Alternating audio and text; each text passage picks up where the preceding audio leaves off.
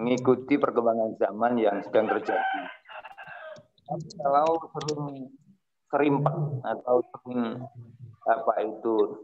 tersandung dengan beberapa senior yang mungkin tidak mau tahu dengan perubahan yang ada, inilah masalah itu terjadi. Tapi kebijakan tentu ada beberapa 1-2 orang yang mungkin merasa dirugikan. Ya, perkembangan, katakan ada sebuah makalah, ya ada perubahan, pasti ada yang jadi korban atau merasa jadi korban. Nah, bagaimana bisa mengajak para senior itu untuk bicara? Memang betul, al-barokatu ma'al kabir, bukan ma'al kabair, Nabi. Ma'al akabir. Ya, kalau memang mau dijadikan jimat, iya didudukkan di mustasar ya kalau NU.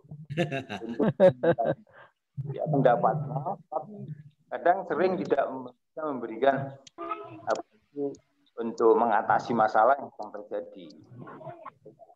Diminta doanya, mungkin diberi mata pelajaran yang baca Al-Quran. Iya. Soal mau dihadapkan dengan pembelajaran model IT jelas nggak bisa. Jadi menurut saya diajak bicara dengan baik, didudukkan di posisi yang tinggi, perubahan harus tetap terjadi, mengarah ke yang lebih maju harus, tidak mau juga untuk mengejar ketertinggalan, kalau tidak akan ditinggal oleh massa dan masyarakat.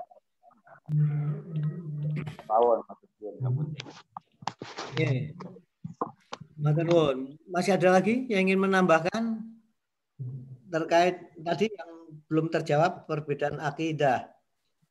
Oh iya, mungkin Pak Yai, saya mau coba untuk jawab Ustaz Imam Taqiyuddin masalah perbedaan akidah.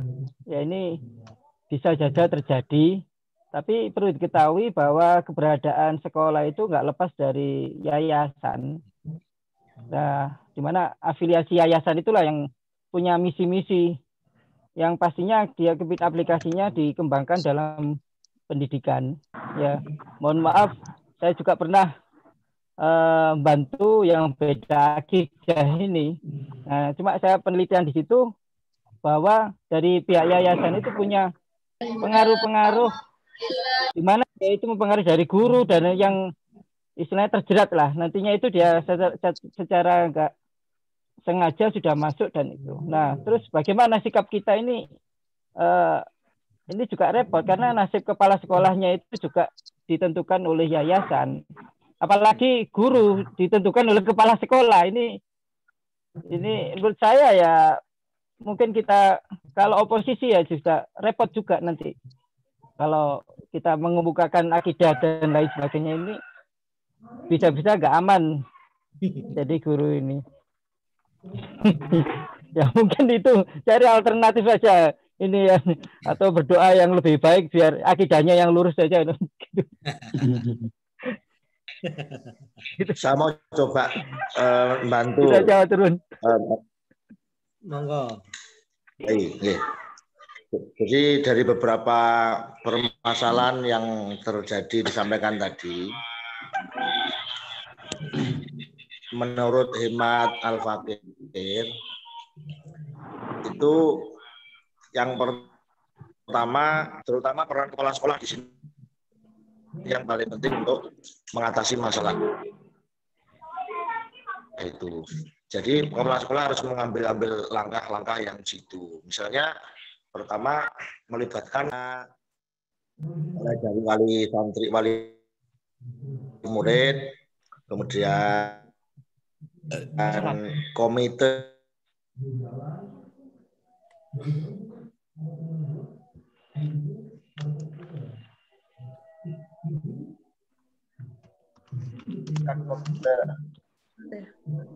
mohon maaf, saya langsung sambung lewat stream. Oh ya, sudah kembali ya.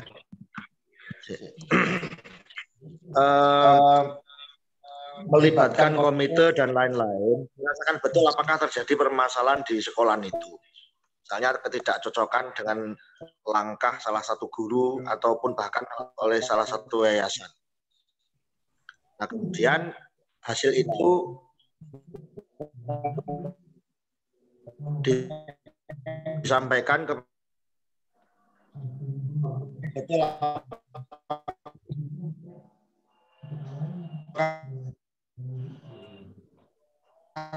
kepada pihak-pihak yang bersangkutan, mengedepankan apa yang tidak merasa disudutkan, dicari duduk perang itu memang istilahnya ya. Jadi artinya hasil maka lewat dari pimpinan yayasan atau sesepuh yayasan atau orang-orang yang dihormati oleh pihak yang ngayal itu. Nah, kemudian kalau dari pihak yang ngayal yang tidak dicocoki oleh orang-orang itu masih juga belum selesai dengan orang-orang itu, maka barangkali perlu dinaikkan dalam tahap peran dari kekuatan yang lebih besar, misalnya intervensi pemerintah. Jadi dinaikkan ke atasnya. Jadi biar yang pemerintah turun, nanti pemerintah memberikan kebijakan-kebijakan kepada lembaga yang dianggap kurang sehat, dengan berdasarkan laporan yang disampaikan dari lembaga tersebut. Insya Allah dengan cara itu nanti sudah pasti selesai, karena nanti endingnya dipaksa oleh hukum. Misalnya ini orang ini ngayal, mungkin akan dicutat istilahnya, dikeluarkan dari yayasan atau gimana, barangkali begitu akhirnya nanti. Barangkali mengatakan Yai tambahan usulan ini. Baik. Terima kasih. Masih ada atau kalau enggak saya baru banyak memberikan. Baik, saya dulu, nanti mungkin bisa dilanjutkan lagi diskusi ini. Terkait permasalahan yang ada, sesungguhnya kebetulan pengalaman saya jadi ketua Ma'arif di kabupaten ini yang berapa tahun, yang kedua sekarang jadi salah satu ketua yang mengopeni kelembagaan di Ma'arif Jawa Timur. Ini terkait dengan hal ini adalah masalah manajemennya. Ini diakui atau tidak adalah dalam manajerialnya.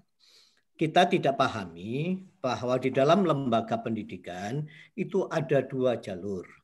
Yang namanya jalur penyelenggara yang dinamakan yayasan dan jalur pengelola yang dinamakan kepala sekolah dan guru.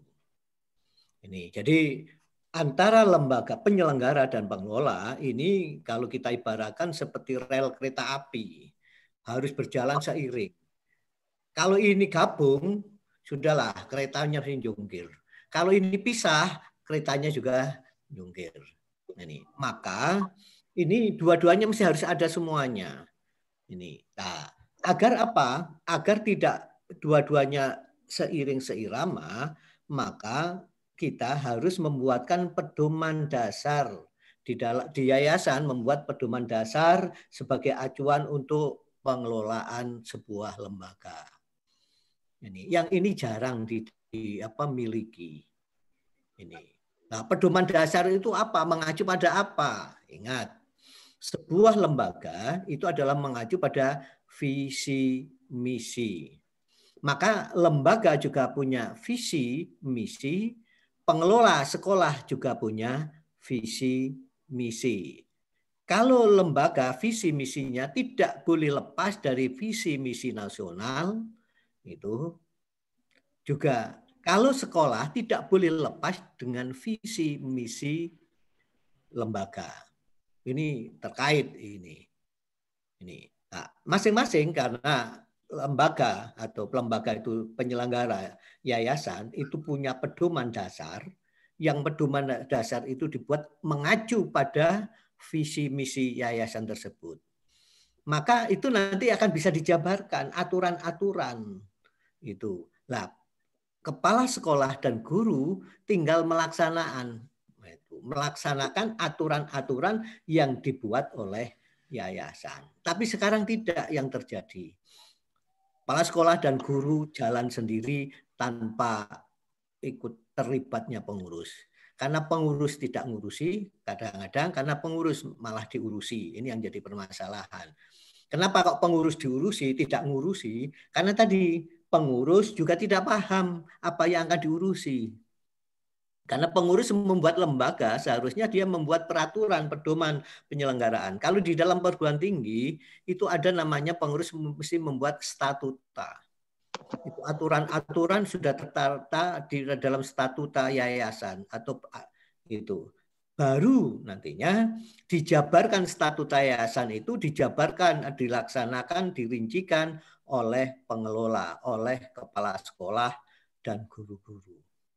Makanya tidak akan terjadi perbedaan karena kepala sekolah mesti membreakdown dari visi misi yayasan ini. Nah, aturan-aturan sudah ada di dalam yayasan itu. Nah, di kita tidak ada yayasan aturan mulai kapan pensiun sampai kapan itu juga tidak ada. Itu. Jadi pokoknya lillahi ta'ala. Itu. Nah, kita itu sekarang model lillahi ta'ala. Ya, karena ngalap barokah itu loh. Ini. Maka dalam hal ini sebenarnya aspek manajerial. Ini. Maka akan terjadi perbedaan, terjadi klik ini. Saya sering sekali. Kadang-kadang kalau tidak, sekolahan itu kalau belum besar itu nggak ada yang ngurusi. Tapi kalau sudah besar rebutan. Itu biasa. Sudahlah. Di mana-mana kalau sudah besar rebutan, kalau masih kecil rebutan mundur. Itu. Kenapa? Masing-masing tidak memahami terkait tentang aturan-aturan yang dibuat masing-masing. Kalau tidak nanti benturan antara pengurus. Pengurus dengan pengurus atau kepala sekolah dengan pengurus. Saya sampai akan mendapatkan sampai carok segala di antara pengurus sama kepala sekolah itu. Saling cari bolo. Itu kan apa tadi? Bahwa yayasan atau pengurus lupa membuat pedoman dasar sebagai acuan. Ini. Cobalah kita introspeksi apakah kita miliki, enggak. Kalau nggak dibutuhkan akreditasi kita nggak buat. Itu pengurus ya pokoknya ya itu tadi diurusi, tidak ngurusi. Sebenarnya inilah yang memiliki sekolah lembaga itu adalah pengurus. Maka pengurus sudah harus punya cara aturan mainnya di situ. Itu. Makanya pemerintah hanya mengedepankan aturan secara umum yang dimiliki kepala sekolah, secara negeri. Tapi yang swasta sekarang harus mengikuti. Ini terkait dengan dua hal ini yang harus betul-betul diperhatikan antara pengelola dan penyelenggara. Harus masing-masing punya pedoman. Pengelola atau penyelenggara itu pengurus yayasan harus punya buku atau punya aturan dasar yang mengacu pada bagaimana membuat aturan-aturan, memprogramkan sesuai dengan visi misi itu. Dan itu dijabarkan oleh kepala sekolah. Maka ketika perekrutan tenaga pun juga sudah ada mengacu pada apa yang sudah tertera di yayasan, tidak akan jomplang. Perbedaan mazhab tidak akan terjadi karena di situ sudah kriterianya sudah jelas, aturan-aturan sudah ada dari awal. Pengangkatan kepala sekolah bukan seumur hidup. Gitu. Juga pengangkatan kepala sekolah tidak semena-mena langsung pengurus saenake dhewe ngangkat, tidak. Karena semuanya sudah proses diatur dalam pedoman. Tapi kalau tidak memiliki pedoman, ya akhirnya pedomannya SKD, sakarpe dhewe. Nah, itu menjadi sulit itu. Nah, ini yang terjadi. Jadi aspek manajerial sesungguhnya. Makanya ini pengelolaan apapun kita lepas terhadap visi misi. Ayo kita tanyakan, kita punya lembaga, masih kita paham nggak visi misi lembaga kita? Paling yang lebih diingat komisinya. Kalau visi misinya tidak. Ini yang perlu dipahamkan semuanya. Kalau kita visi misi itu pahami, maka pengelolaannya pun akan enak. Itu akan merekrut tenaga yang kayak apa bisa, karena sekarang pemerintah dari kemarin dalam kondisi saat ini adanya sertifikasi ini pemerintah sudah paham, sudah tahu bahwa guru yang disertifikasi sama yang tidak belum tentu lebih baik yang disertifikasi. Banyak yang baik yang belum disertifikasi. Karena hasilnya nih yang disertifikasi. Karena sudah usia lanjut, akhirnya pokoknya wis masa bodoh lah gitu.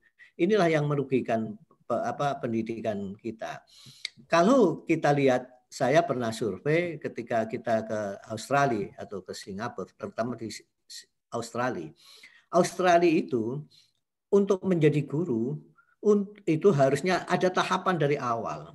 Pertama dia harus survei untuk memasuki fakultas keguruan, harus survei kehidupan guru. Setelah dia survei kehidupan guru, maka dia baru tahu kehidupan guru, baru bisa diperkenankan masuk fakultas keguruan. Setelah masuk fakultas keguruan, itu keluar, langsung tidak diangkat pegawai negeri. Di kita kan guru semuanya pegawai negeri, masih guru elek, nggak pernah dipecat, bakal dipindah-pindah toh. Di Australia tidak, di Singapura banyak juga tidak. Guru itu sistemnya kontrak, tiap 2 tahun atau 3 tahun.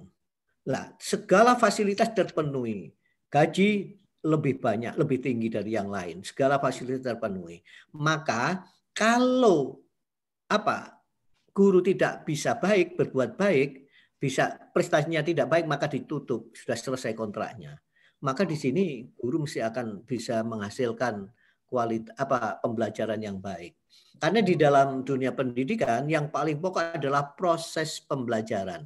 Walaupun inputnya kurang baik, tapi proses pembelajarannya baik, maka outputnya akan baik pula. Ini sistemnya di situ. Di kita kan tidak, di negara kita. Pokoknya kalau sudah masuk jadi guru ya sak mate gitu loh. Nggak karuan atau karuan gitu, tidak ada evaluasi apapun. Ini terjadi. Nah, kalau di swasta, istilahnya tadi kita senangnya karena ini pendiri, kita ala barokah, kita toleran, kita apa. Kenapa? Dari awal kita tidak punya pedoman aturan. Itu di situ. Pemerintah sekarang sudah mengembangkan PKB, bukan Partai Kebangkitan Bangsa. Ini setiap guru harus ada pelatihan PKB. Jadi profesionalitas guru yang peningkatan keprofesionalitas yang berkelanjutan. Pelatihan terus, setiap tahunnya terus. Makanya itu pun diwujudkan dana dari sertifikasi harus diprioritaskan, ada sebagian disisihkan untuk peningkatan kualitas. Pernah terjadi tahun yang lalu di Batu, ditemukan guru sudah sertifikasi sekian tahun, laptop saja nggak punya. Nah kalau laptop nggak punya, apalagi mengoperasionalkan. Maka ditanya 5% mana yang untuk peningkatan guru. Maka dia 5 tahun atau 6 tahun mengembalikan 5% kali berapa itu gajinya. Ketika didapat temuan itu. Karena harus ada peningkatan keprofesionalitas yang berkelanjutan. Nah, inilah guru. Dari pengelolaan guru hakikatnya kita mengacu pada visi misi sekolah tersebut. Contoh, kita dari sini disebutkan rekrutmen. Rekrutmen kayak apa? Kalau kita tidak mengacu pada visi misi, kita membuat sekolah STM kok gurunya SPD semuanya. Dalam arti SPD itu atau kalau dulu yang muda SAG semuanya. Gimana akan bisa? Jadi mesti mengacu pada visi misi. Itu. Kebutuhan guru apa? Ya mengacu pada visi misi kita. Jadi sudah tertera sesungguhnya kalau ada visi misi, maka dijabarkan dengan pedoman-pedoman itu ada, maka akan meminimalkan konflik. Itu di situ. Sekarang secara jujur banyak sekali saya sekarang juga baru sekarang membinai tentang kelembagaan. Ini gegeran antara guru dan pengurus ini banyak. Kan berkaitan apa? Pengurus tidak punya pedoman, nah guru yang gawe pedomanan dewe.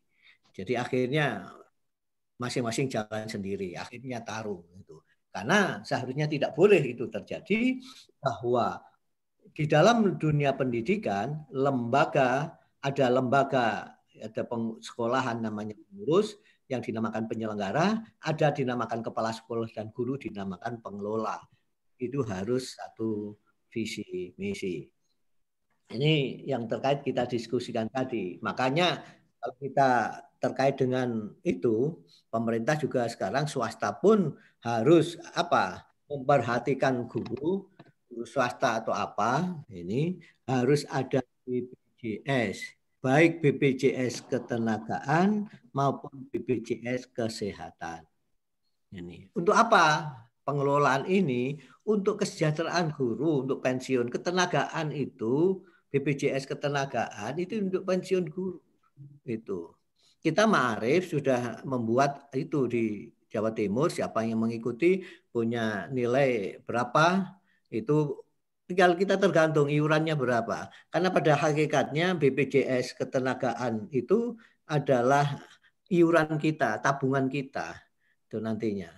Jadi ketika kita pensiun, kita dapatkan pensiun seperti pegawai negeri yang lain itu.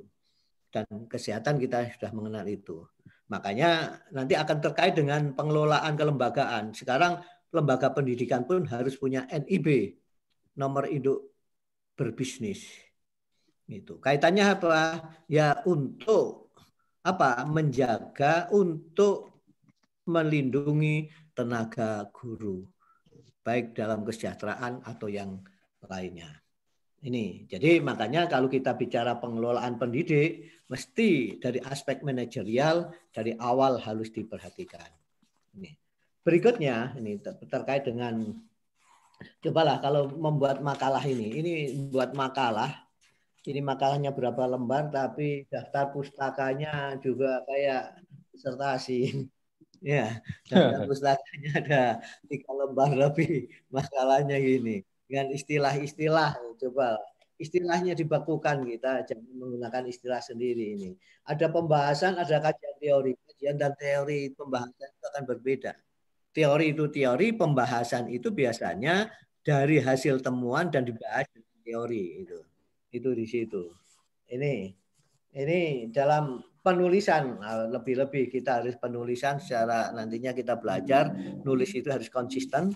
Kalau kita pakai angka A.1.2 ini semuanya gitu, jangan sampai ada huruf segala, jangan sampai ada angka dikurung segala, apalagi huruf. Ini juga tidak diperkenankan. Ini sekilas tentang penulisan. Mungkin sebelum kita lanjut ada lagi yang ingin ditanyakan apa yang tadi saya sampaikan terkait dengan lembaga pengelolaan tentang tenaga pendidik. Karena syarat-syarat sudah jelas lah, sudah baku. Ini syarat-syarat dari tenaga pendidik itu. Ada yang tanyakan terkait itu? Tidak ada. Betul, Don? Betul, Pak. Pak Yai. lagi. Ini yang disinggung panjenengan tadi masalah sebagai ungkapan terima kasih kepada guru, maka pemerintah memberikan yang namanya sertifikasi tadi itu. Ini kami sendiri sering dapat curhatan dari beberapa guru yang di desa-desa itu, termasuk guru-guru yang bukan PNS, non PNS, swasta itu. Masalah sertifikasi ini penjelasannya gimana ini? Kurang ini mereka itu grundalnya begini, udah kembangnya itu. Ini sertifikasi itu apakah melihat dari kinerja guru atau dari PNS non PNS-nya gitu. Itu yang disinggung panjenengan tadi itu. Mungkin itu aja yang. Baik, terima kasih. Sertifikasi itu hak guru baik PNS maupun non PNS. Itu hak. Jadi tapi ada aturan sekarang, sertifikasi itu adalah yang tanpa melalui, dulu kan ada PLPG kan gitu. Sekarang sudah tidak ada PLPG.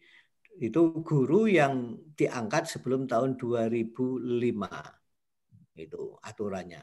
Nah, sekarang tidak, sudah berubah. Aturan yang bisa sertifikasi guru adalah yang lulus PPG, pendidikan profesional guru. Ini. Jadi tahapannya itu. Baik negeri swasta sama.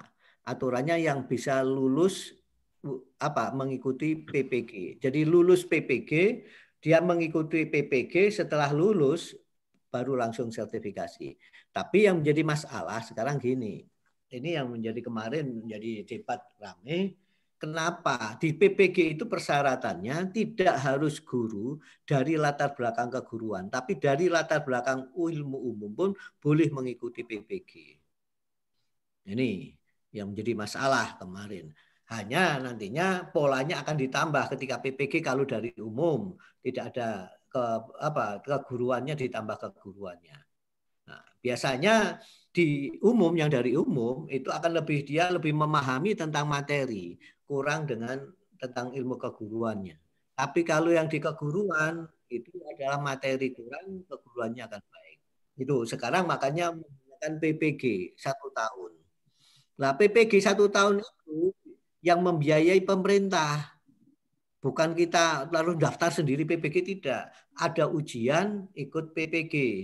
Baru itulah kayak beasiswa ini. Itu lebih rumit. Kenapa? Kalau enggak gitu, karena pengalaman pemerintah kemarin sembrono, ngangkat itu sertifikasi, pokoknya guru sekian tahun diangkat sertifikasi, akhirnya hasilnya nonsen. Itu. Tidak ada aturan yang jelas tahun-tahun yang lalu. Maka sekarang lebih detail adanya PPG, pendidikan profesionalisasi guru itu ada. Itu berkaitan dengan sertifikasi. Lebih berat, swasta itu lebih rebutannya lebih ngoyo dibanding negeri. Itu di situ sekarang. Itu kan pemikiran dari rakyat awam itu kan, kalau yang PNS kan sudah jelas dari pemerintah sudah dapat setiap bulan. Yang swasta ini yang layamutolayah ya ini gajiannya kok jarang yang dapat gitu. Dari desa-desa yang swasta begitu ya. Ya. Jadi makanya kan gini dulu yang menjadi masalah. Sesungguhnya penambahan itu tidak harus istilah sertifikasi guru. Ada penambahan insentif untuk guru yang ada di swasta itu akan lebih baik. Karena sertifikasi guru itu cukup besar. Karena yang didapat sesuai dengan gaji yang dia dapat di golongannya masing-masing. Nah di swasta golongan tidak ada. Ini yang repot. Kadang-kadang yang di swasta kita lihat, kadang-kadang kalau guru yang sudah sertifikasi di sekolah itu tidak dibayar. Cukup dibayar dengan sertifikasi, itu juga masalah juga. Dan ini terjadi juga tidak hanya di sekolah, di perguruan tinggi juga banyak. Jadi perguruan tinggi yang kecil itu pokoknya ya itu. Jadi tidak ada gajinya hanya sertifikasi yang sudah gitu. Kita survei di situ. Karena memang di perguruan tinggi yang kecil itu tidak ada standar, tidak ada gaji pokok. Pokoknya gaji adanya. Di kita kan di situ, lembaga itu kan tidak ada gaji pokok. Yang ada pokoknya gaji. Itu masalahnya. Ini maka menjadi masalah itu. Makanya karena kita tidak ada gaji pokok, maka siapapun yang mau ya lillahi ta'ala.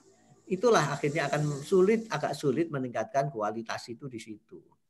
Coba kalau kualitas baik, mesti akan rebutan. Kita lihat itu di perguruan tinggi atau lembaga-lembaga pendidikan yang sudah banyak muridnya, mesti akan menjadi rebutan karena kesejahteraan terpenuhi. Itu di situ. Di kita itu kan ujung-ujungnya ya lah. Itu. Kalau kesejahteraannya terpenuhi, kita akan buat aturan kayak apapun bisa. Kalau tidak, sudahlah. Kalau tidak ada semangat dari roh yang tinggi akan menjadi sulit. Itu kebersamaan.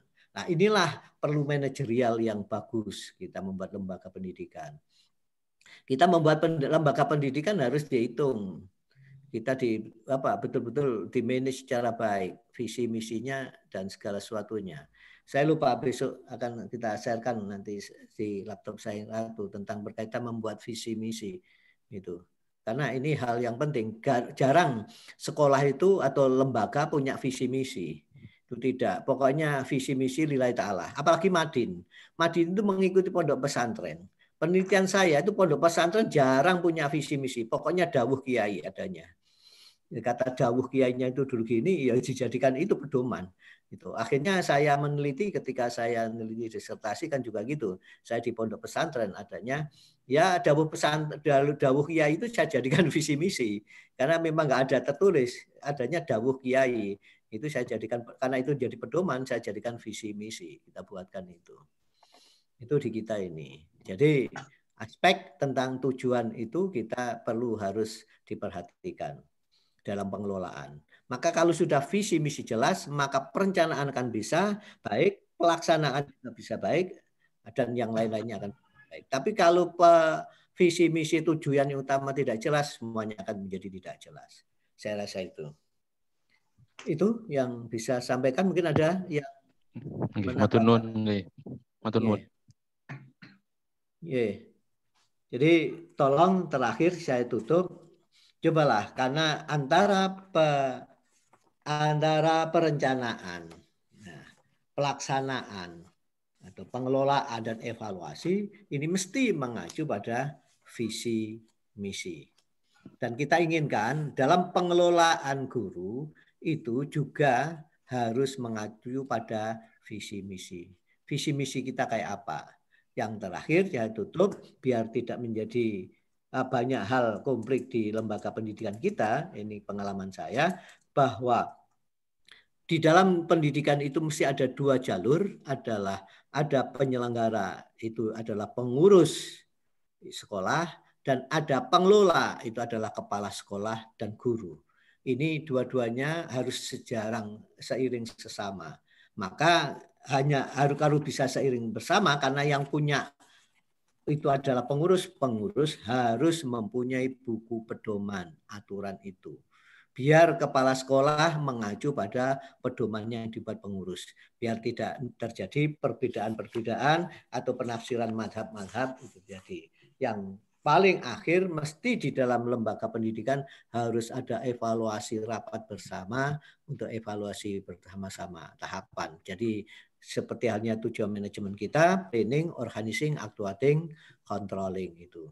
Ini yang perlu dilakukan bersama. Kalau tidak ya wallahu alam bisawab. Nah, kita masih lillahi ta'ala ya akhirnya lillahi ta'allah gitu loh. Saya rasa ini yang bisa kami sampaikan. Kurang lebihnya al-afu minkum wa wal muwafiq ila aqwamit thoriq. Assalamualaikum warahmatullahi wabarakatuh. Waalaikumsalam warahmatullahi wabarakatuh.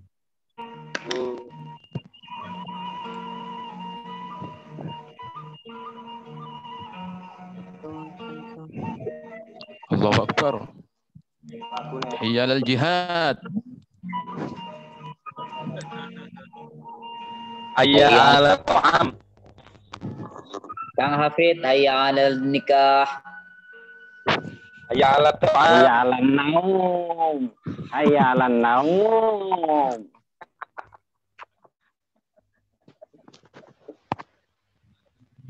Ayo, Peter. Bun nggih. Ampun, monggo. Mau selap kesalin. Apa itu? Absen.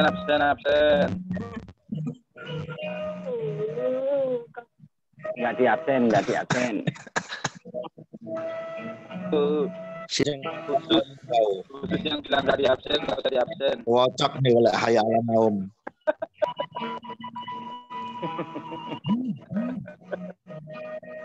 Ampun lagi ini memang. Kalian buat. Kalau nuas itu tidak butuh hayya. Mohon pamit para kiai nggih. Nyai, assalamualaikum. Waalaikumsalam warahmatullahi wabarakatuh.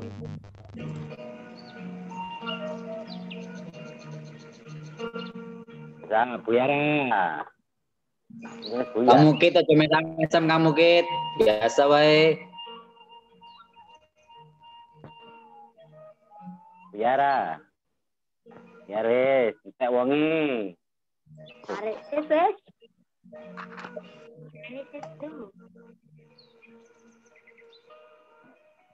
Yo, monggo pamit kepanggih malih. Dinding. Depan. Naring ini apa ya?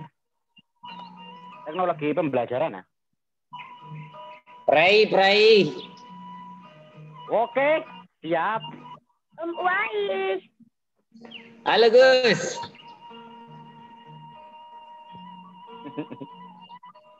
Kangen rek. Dolen, Rom. Wis absor ya. Suki bukti Ibu Suki. Jenenge Iku kok malih office ngono ya. Gane Pak Agus.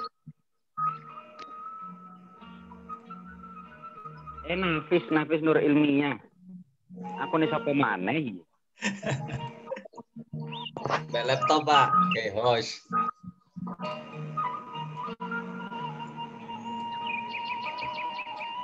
Ya dia buyar.